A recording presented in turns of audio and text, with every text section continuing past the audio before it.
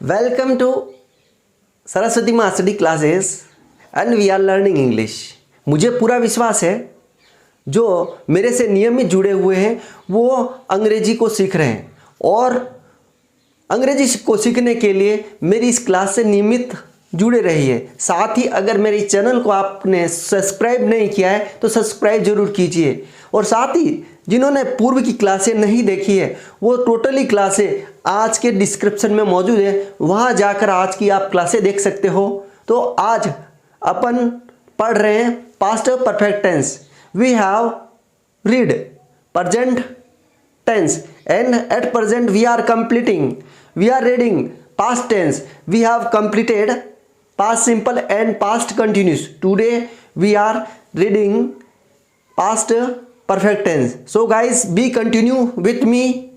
इससे जुड़े हुए सभी कंफ्यूजन आपके दूर होंगे। और इस टेंस को शुरू करने से पहले अपन देखते हैं अपनी क्लास के मोस्ट पॉपुलर पहले दो वर्ड।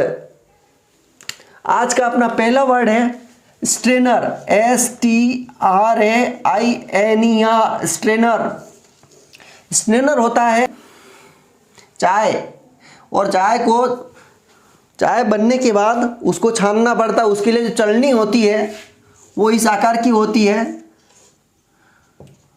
उस चलनी को स्ट्रेनर बोलते हैं। और जो आटा चलने की चलनी होती है, रोटी बनाते हैं, उसको सीव बोला जाता है। वो कुछ इस तरह की होती है जिसमें आटा को छाना जाता है। तो चाय वाली छलनी स्ट्रेनर बोला जाता है और आटे वाली छलनी को सीव बोला जाता है। अब अपन चलते हैं अपने टेंस की ओर। आज अपना जो टेंस है उसके बारे में पढ़ते हैं। Let us start past perfect tense. Past perfect tense, जैसा कि अपन नाम में सुनते हैं पास्ट यानी भूतकाल, परफेक्ट भूतकाल के किसी दिए गए समय में जब कोई काम कंप्लीट हो चुका होता है तो इस टेंस का प्रयोग होता है। यानी भूतकाल में किसी दिए गए समय में कोई काम पूरा कर लिया जाता है तब इस टेंस का प्रयोग होता है। मेरे जाने से पहले बस जा चुकी थी। हमारे जाने से पहले लड़के क्रिकेट खेल चुके थे। मेरे वहां जाने से पहले वह सो चुकी थी। आप मुझे जान चुके थे। वे क्रिकेट खेल चुके थे। मेरे फोन करने से पहले वह जग चुका था। मेरे आने के बाद उसने खाना खाया था। आप जा चुके थे। वह पत्र लिख चुकी थी। वह 2 घंटे बात कर चुकी थी। जब मैं पहुंचा वह 2 घंटे बात कर चुकी थी। तो जो मैं सेंटेंस बोल रहा हूं वो पास्ट परफेक्ट सेंटेंस से संबंधित है। इन टेंस में अपन लास्ट में देखते हैं चुका था, चुकी थी, चुके थे आता है। जिन हिंदी सेंटेंस में अंत में चुका था, चुकी थी, चुके थे आता है, उक्त टेंस अपना पास्ट परफेक्ट टेंस होता है। तो सबसे बड़ी चीज़ है हिंदी वाक्यों की पहचान है चुका था, चुकी थी, चुके थे। जो मेरी क्लास से कंटिन्यू जुड़े हुए हैं उनको बहुत ही इजी और सरल तरीके से टेंस समझ में आ जाएगा। ये टेंस काफ़ी सरल है। इस टेंस में जो पास्ट के किसी दिए गए समय में पूरे कर लिए गए कार्य को इस टेंस में बताया गया। यानी पिछले साल या पिछले बीते हुए समय में जो काम पूरे कर लिए जाते हैं वो इस टेंस में आते हैं। इस टेंस में हिंदी वाक्यों के अंत में चुका था, चुकी थी, चुके थे आता है। जैसा कि अपन ने हिंदी के एग्जाम्पल देखे उनके पीछे आ रहा था। अब देखते हैं इस टेंस की एडवर्बियल इंग्लिश में वे कौन से शब्द होते हैं जिनसे अपने को पता चल जाता है यह पास्ट परफेक्ट टेंस है। इस टेंस के मुख्य रूप से एडवर्बियल है आफ्टर, बिफोर, व्हेन। जब मैं पहुंचा वह 2 घंटे बात कर चुकी थी। मेरे जाने से पहले बस जा चुकी थी। Before I went. तो इस प्रकार के वाक्यों को जोड़ने के लिए बीच में इन स्ट्रक्चर या इन एडवर्बियल का प्रयोग किया जाता है और यहाँ पर बीते हुए समय को बताने के लिए पास्ट सिंपल का सेंटेंस अवश्य होता है। जब कोई बड़ा सेंटेंस होगा और उनके बीच में ये शब्द आएंगे, एक तरफ पास्ट सिंपल होगा और एक तरफ पास्ट परफेक्ट होगा। आपको ये याद रखना है, ये सारे शब्द एडवर्बियल के रूप में आफ्टर, बिफोर, व्हेन। अब चलते हैं अपन इसके स्ट्रक्चर के बारे में। एडवर्बियल से अपन correct form of the verb का क्वेश्चन सॉल्व करते हैं, इसलिए अपने को एडवर्बियल का नॉलेज होना जरूरी है। अफर्मेटिव में हमेशा स्ट्रक्चर वही रहा है और इस सब टेंस में भी अपना स्ट्रक्चर वही रहेगा। सबसे पहले सब्जेक्ट आएगा, फिर हेल्पिंग वर्ब, फिर मैन V3, फिर ऑब्जेक्ट आएगा। यहाँ पर अपने जो हेल्पिंग वर्ब आएगी वो हेड आएगी। इस टेंस की जो हेल्पिंग वर्ब है वो हेड, AFFERMATIVE। हम देखते हैं अफर्मेटिव सेंटेंस। इस टेंस की सबसे बड़ी खासियत है, इस टेंस में जो हेल्पिंग वर्ब है वो एक ही है। अपने को यहाँ ये ध्यान नहीं रखना है कि एक वचन के साथ कौन सी हेल्पिंग वर्ब लगती है और बहुवचन के साथ कौन सी हेल्पिंग वर्ब लगती है। सब्जेक्ट के बाद हमेशा अपने को हेड लगाना है अगर पास्ट परफेक्ट टेंस है, और उसके बाद MV3 आएगी, मेन वर्ब का थर्ड फॉर्म आएगी, जैसे प्ले, प्लेड, प्लेड। तो अपने को हमेशा यहाँ पर थर्ड फॉर्म लिखनी है, जो भी वर्ब है उसका थर्ड फॉर्म लिखना है। अपने को पास्ट परफेक्ट टेंस में हमेशा, चाहे प्रेजेंट का परफेक्ट हो या फ्यूचर का परफेक्ट टेंस हो, हमेशा मेन वर्ब की थर्ड फॉर्म प्रयुक्त होती है। तो यहाँ जो हेल्पिंग वर्ब आएगी हेड आएगी और मेन वर्ब की थर्ड फॉर्म प्रयुक्त होती है। अब अपन एग्जाम्पल देखते हैं, प्रैक्टिस देखते हैं अफर्मेटिव सेंटेंस की। यहाँ मैंने पास्ट परफेक्ट के कुछ एग्जाम्पल लिखे हैं। अब हम देखते हैं वो एग्जाम्पल जिनकी हम करते हैं प्रैक्टिस। वह मुझे उपहार दे चुकी थी, तो सी के साथ हेड आएगा, सभी सब्जेक्ट के साथ या हेड हेल्पिंग आती है। यहाँ पर गिवन भी लिख सकते हैं और गिफ्टेड भी लिख सकते हैं। गिवन, गिव की थर्ड फॉर्म देने का, और गिफ्ट, मी, वह मुझे गिफ्ट दे चुकी थी। आप जान चुके थे, अगर पहले आप टेंस अच्छे से पढ़े हुए हैं तो आपको बिल्कुल भी समस्या नहीं आएगी वाक्य छोटे छोटे बनाने में। आप जान चुके थे, यू हैड, हेल्पिंग वर्ब आ गई और थर्ड फॉर्म KNOWN, नॉन। वे क्रिकेट खेल चुके थे, they had played, PLAYED, played, cricket, CRICKET, cricket. हम भोजन खा चुके थे, we had eaten, EATN, third form आ रही है ईटन। MV3 फूड, हम भोजन ले चुके थे या खा चुके थे। मैं अंग्रेजी पढ़ चुका था, आई हैड रीड, रीड की थर्ड फॉर्म यही होती है इंग्लिश, ENGLISH।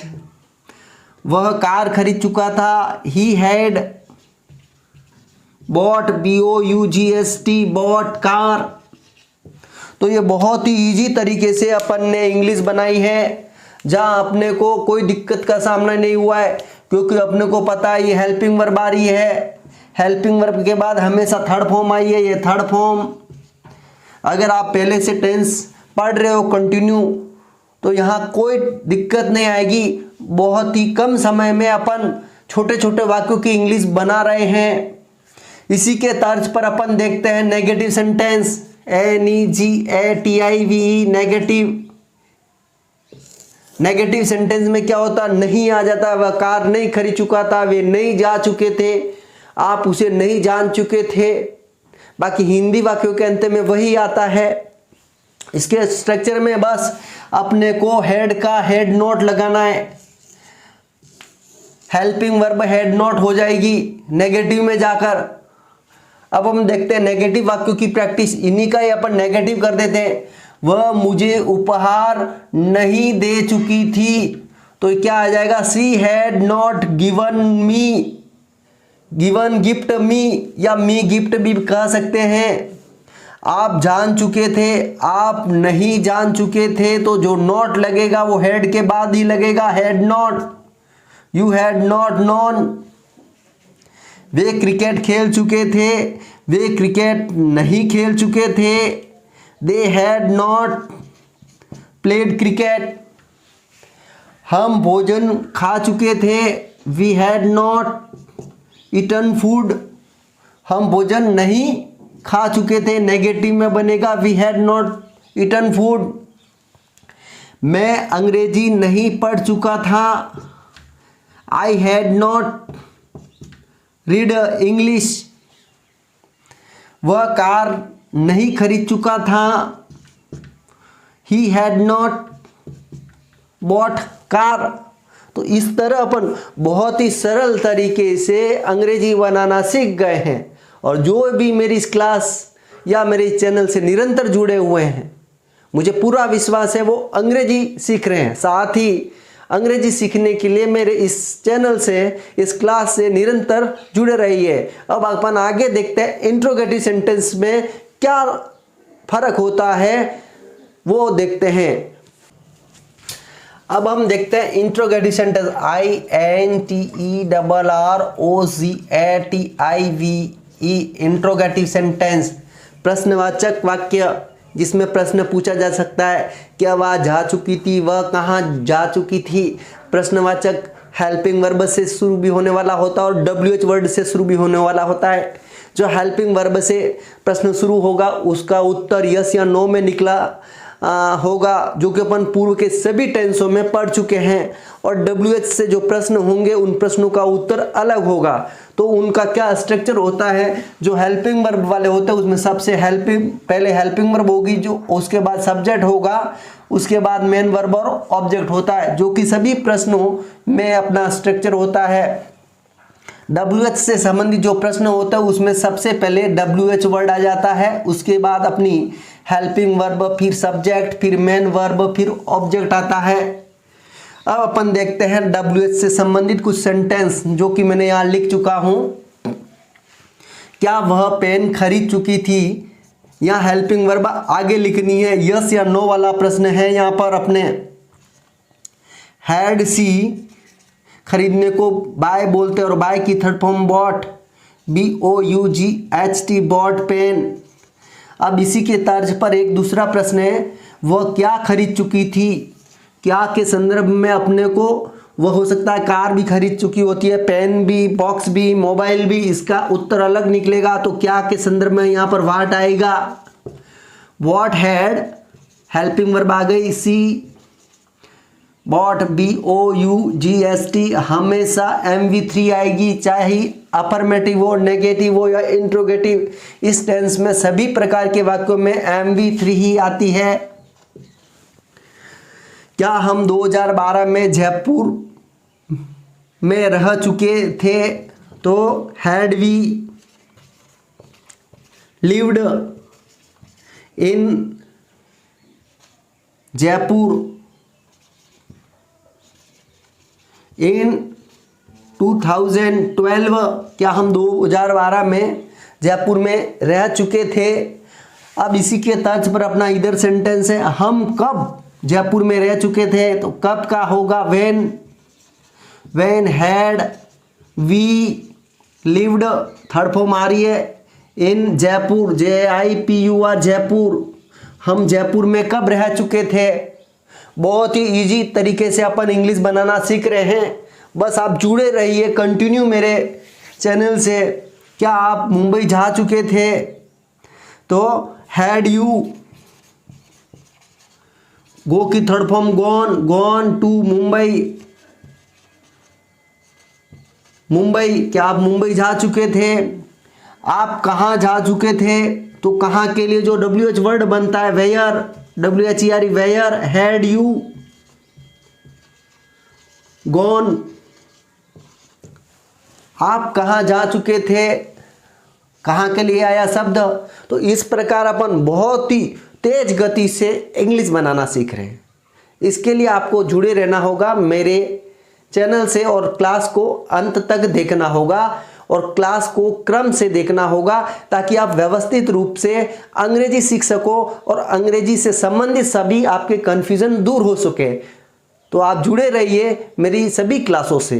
तो साथियों, आज अपन ने पास्ट परफेक्ट टेंस सीखा, जिसमें अपन ने इसके एडवर्बियल्स, इसमें इसकी हिंदी की पहचान, और साथ में चुका था चुकी थी वाले वाक्य, अफर्मेटिव, इंट्रोगेटिव, नेगेटिव और सभी प्रकार के वाक्य देखिए। साथ में इसी बीच हमारे बीच में कोई आ गया है ना अपना क्यूट, आजा आजा आजा, ये हमारी है छोटी थोड़ी है हमारी गुड़िया, और इसका है आज बर्थडे। तो birthday wish, happy birthday to you. Thank आप सब भी इसको विश कर दीजिए। तो आज इसका बर्थडे, और ये अपनी छोटी सी डांसर है, ये अपनी डांसर है। और बोल हमारे डांस देखना सभी, हमारे डांस देखना सभी। हाँ मैं डांस करती हूँ, मैं डांस करती हूँ। हाँ हाँ, बाय कर दे। बाय। आप अच्छे से पढ़ाई करना, बोल। आप अच्छे से पढ़ाई करना। हाँ अच्छे से इंग्लिश सीखना, इसका कहना यही है। तो अपन अंग्रेजी सीख रहे थे, हमारे बीच में हमारी गुड़िया आ गई थी, उसको विश करना भी ज़रूरी था। तो अंग्रेजी सीखने के लिए मेरे चैनल से निरंतर जुड़े रहिए, आप अच्छे से अंग्रेजी सीखोगे। अब मिलते हैं अपन अपनी नेक्स्ट क्लास में। जय हिंद, जय भारत।